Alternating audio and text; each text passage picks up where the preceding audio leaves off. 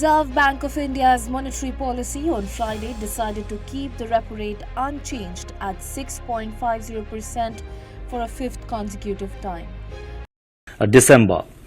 After a detailed assessment of the evolving macroeconomic and financial developments and the outlook, of course, the Monetary Policy Committee decided unanimously to keep the policy repo rate unchanged at 6.5%.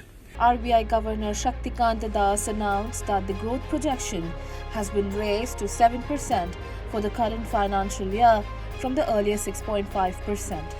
The unchanged repo rate signifies a strategic move to support continued economic stability amidst both domestic and global uncertainties. Now, taking all these factors into consideration, real GDP growth for the current year, that is 2023-24, is projected at 7%. I repeat, real GDP growth is projected at 7% for the current year, with the third quarter at 6.5% and the fourth quarter at 6%. Thus added that the monetary policy will remain actively disinflationary, adding that the decision to keep the repo rate unchanged was taken unanimously. For those unversed, the repo rate is the rate through which the RBI lends money to commercial banks. Meanwhile, RBI Governor mentioned that recent indicators for food prices at frequent intervals suggest a potential increase in prices for essential vegetables, which can possibly contribute to a rise in food inflation.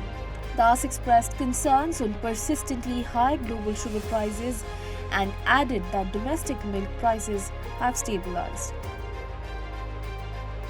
The RBI Governor also announced a hike in the transaction limit for hospitals and education-related payments through Unified Payments Interface, which has now been raised from 1 lakh per transaction to 5 lakh per transaction.